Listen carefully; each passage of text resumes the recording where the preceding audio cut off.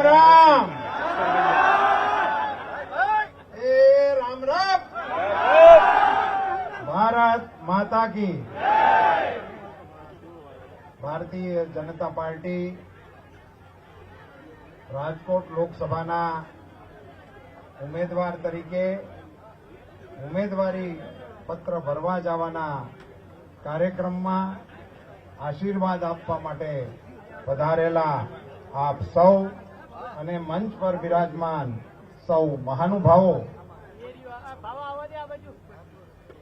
હું કંઈ પણ વાતની શરૂઆત કરું એની પહેલા જાગનાથ દાદાના મંદિરથી લઈ અને આ ચોક સુધી એક ઇંચની પણ જગ્યા ખાલી રહેવા ન દેનારા મારા કાર્યકર્તાઓને,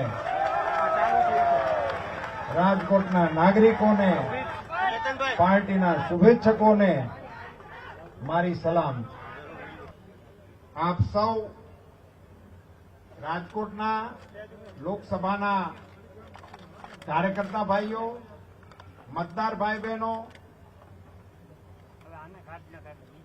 આપ સૌ જે ઉમળકાભેર, જે ઉત્સાહથી આજના આ કાર્યક્રમમાં અમને આશીર્વાદ આપવા માટે પધાર્યા, એ માટે હું નતમસ્તક આપ સૌને વંદન કરું છું, ધન્યવાદ પાઠવું. સાથીઓ, અહીંથી વિજયભાઈએ વાત મૂકી દીધી છે, કુંવરજીભાઈએ તો ઘણી બધી વિગતવાર વાત મૂકી છે.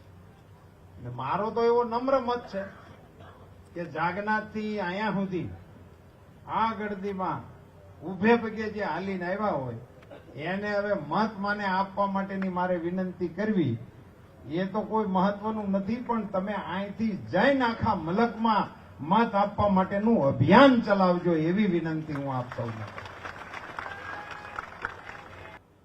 તમને બધાને મારે જણાવવું જોઈએ કે આ ચૂંટણીની સિઝન હોય ત્યારે સામાન્ય રીતે દિલ્હીની અંદર વહીવટ ઠપ હોય, સાધારણ રીતે, કારણ કે ત્યાં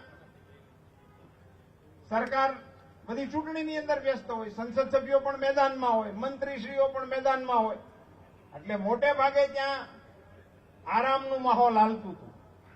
આ પહેલી વખત આઝાદી પછી મોદી સાહેબે સરકારના વિભાગના વરિષ્ઠ સચિવશ્રીઓને, તમામ વિભાગના,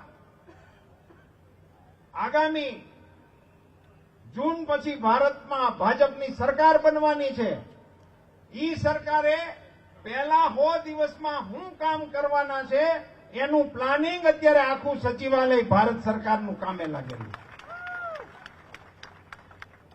પહેલી વખત આ પ્રકારનું આયોજન પ્રધાનમંત્રીશ્રી દ્વારા થઈ રહ્યું છે. અને જ્યારે પ્રધાનમંત્રીશ્રી આગામી દિવસોમાં આપણી સરકારને કઈ દિશામાં લઈ જવી એ માટેનું પ્લાનિંગ કરી રહ્યા હોય ત્યારે એના ટેકામાં, અને ખાસ કરીને મોદી સાહેબનો એક નવો વિચાર કે જે કોઈ યોજના બને એ 100% અમલી થવી જોઈએ.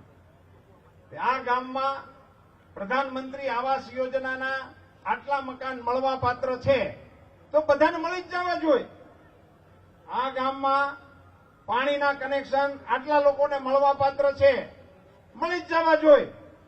100% અમલ કરાવવાનો પ્રયાસ નરેન્દ્રભાઈ મોદીજી દ્વારા, પોતાની સરકાર દ્વારા વિકસિત ભારત યાત્રા કરીને આખા દેશના ગામોમાં જઈને પૂછી અને પૂરું કરવાનો પ્રયાસ કરે છે.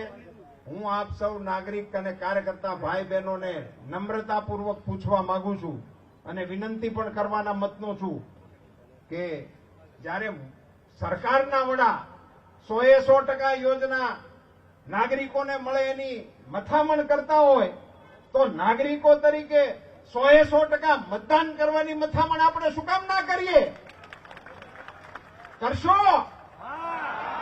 ધન્યવાદ. પોતપોતાના બૂથની અંદર આગામી દિવસોમાં 100% મતદાન કેવી રીતે થાય એના પ્રયાસો આ રેલીમાંથી પોતાના સ્થાને પહોંચતાની સાથે જ આપ સૌ શરૂ કરી દીધું. 100% મતદાન એ દિશામાં આપણે પ્રયાસો કરવા જોઈએ. મિત્રો, આપણે સૌ સાથે મળીને પ્રધાનમંત્રી શ્રી મોદીજીને એવી પ્રચંડ બહુમતી સાથેની સરકાર આપીએ, જેથી કરીને આ દેશના શાસનને મક્કમતાથી વિશ્વના મંચ ઉપર રાખવા માટેનો પ્રયાસ કરવાની તાકાત આપણા પ્રધાનમંત્રીશ્રીને આપણા મતો દ્વારા મળતી હોય છે. આપ બધા જાણો છો, એટલા માટે આ બધા વિષયોને તમારી વચ્ચે મૂકવાનો, બહુ લાંબો સમય લેવાનો પણ અર્થ નથી. આપ સૌ કાર્યકર્તાઓ ને એક મારી નમ્ર વિનંતી છે કે આપ આ સંમેલન હમણાં પૂરું થશે, અમે આગેવાનોની સાથે ફોર્મ ભરવા માટે જઈશું. આપ સૌના આશીર્વાદ સાથે અમે ફોર્મ ભરવા માટે જઈશું. ત્યારે આ સભા વિખેરાશે. કોઈ પણ જાતની ઉતાવળ વિના શાંતિથી નવલખો હાર તૂટી અને એના મોતી વેરાય, એને કોઈ અડી ન શકે, ખબર ન પડે, એમ છૂટા પડી જાય, એવી રીતે આપ સૌ પોતાના સ્વસ્થાને શાંતિપૂર્વક જશો, એવી એક નમ્ર વિનંતી. મંચ પર જ્યારે આટલા બધા અમારા ક્ષત્રિય સમાજના આગેવાનો અમને સમર્થન આપવા માટે આવ્યા છે, એમનો હું હૃદયપૂર્વક આભાર માનું છું, એમને ધન્યવાદ પાઠવું છું. હું સમગ્ર ક્ષત્રિય સમાજને પણ નમ્રતાપૂર્વક વિનંતી કરવાના મતનો છું. અમારે આપ સૌના સાથની પણ આવશ્યકતા છે. દેશના હિત માટે, રાષ્ટ્રના હિત માટે મોટું મન રાખીને ભારતીય જનતા પાર્ટીના સમર્થનમાં આપ સૌ પણ જોડાવ, એવી નમ્ર વિનંતી સાથે આપ સૌનો ખૂબ ખૂબ આભાર. ભારત માતા કી, ભારત માતા કી, વંદે વંદે. ધન્યવાદ.